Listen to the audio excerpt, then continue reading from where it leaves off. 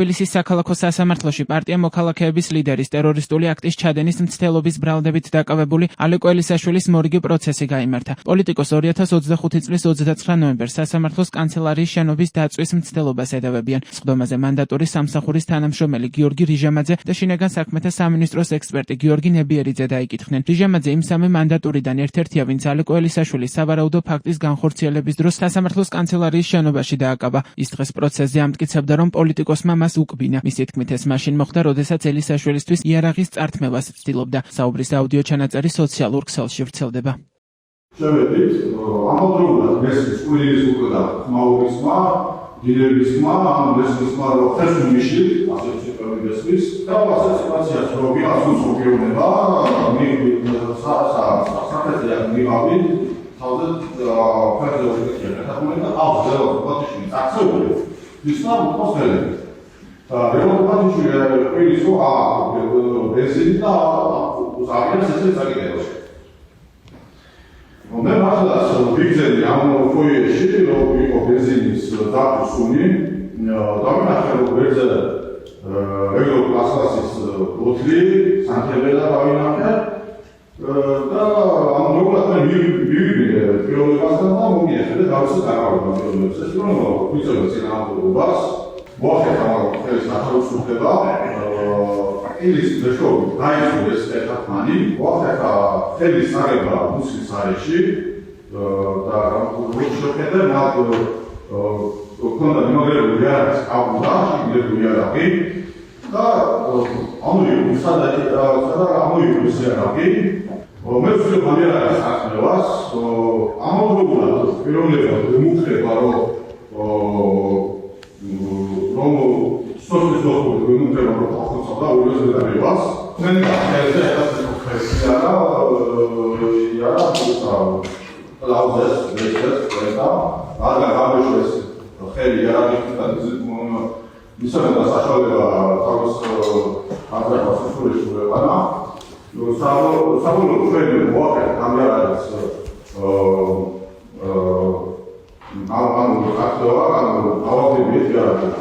მას შემდეგ, რაც სასამართლოში ჩვენება მანდატურის სამსახურის თანამშრომელმა მისცა, ელისაშვილმა განცხადების გაკეთების უფლება ითხოვა, თუმცა მას მოსამართლემ ამის შესაძლებლობა არ მისცა. ელისაშვილმა მცირე რეპლიკა მაშინ თქვა, როცა ის ესკორტის სამსახურის თანამშრომლებს სხდომათა დარბაზიდან გაჰყავდათ.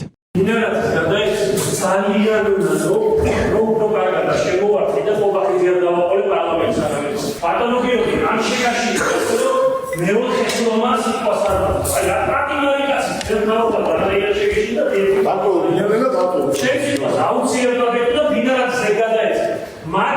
მაგის სინანიმებად საშინელი უფრო მოშენებოდი ტურიზმში მაგალითად. აი გადაიქცა. აი მანდატური ხალხი უხერხულია და უიღების მალია იარაღი და დაუძერდი არა.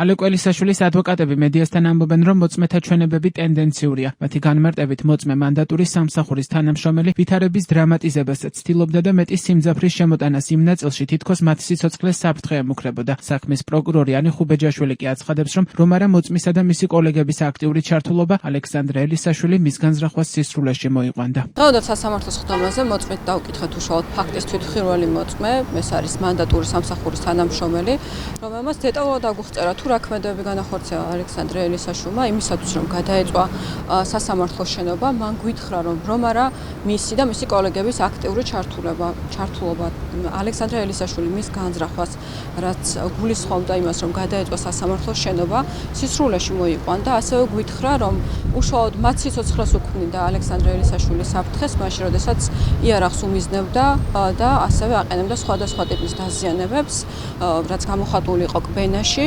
უშუალოდ მანდატურის თანამშრომელმა გვითხრა ის, რომ მისი უშუალო ჩართულობით და ხელიდან წართვებით მოხდა ბრალდებულისათვის იარაღის გამორთმევა და მისი განიარაღება. ვიდეო კადრებში გამოსახული ინფორმაცია განსხვავდება მოწმის მიერ მოწოდებული ინფორმაციისაგან და მოწმე ცდილობდა დრამატიზირება მოეხდინა ვითარების და უფრო სიმძაფრე შემოეტანა. თითქოს და მათ სიცოცხლეს საფრთხე ემუქრებოდა, თითქოს და გარკვეული განცხადებები იყო მუქარასთან დაკავშირებით გაკეთებული, თუმცა მისივე ჩვენები დადასტურდა ის, რომ ვიდეო კამერების მუშაობა იმ პერიოდში იყო შეფერხებული და ვერაფერი ვერ გავიგეთ იმაზე, რატო არ არის ეს განცხადებების ხმები ჩაწერილი და ეს ხმები როგორც მტკიცებულება რატო არ არის წარმოდგენილი თუ მსგავსი განცხადებები ადგილზე იყო სიცოცხლის მუქარას ჰქონდა ადგილი და ასევე ვიდეო კადრების მიხედვით წარმოუდგენელია სიცოცხლის საფრთხის ქვეშ ყოფილიყო ორი მანდატური და მესამე მანდატურს ამ დროს შემთხვევის ადგილი დაეტოვებინა და წასულიყო ხელბორკილების მოსატანად თუ მათ კოლეგების სიცოცხლის საფრთხე ემუქრებოდა. ანუ ერთი მეორეს გამორიცხავს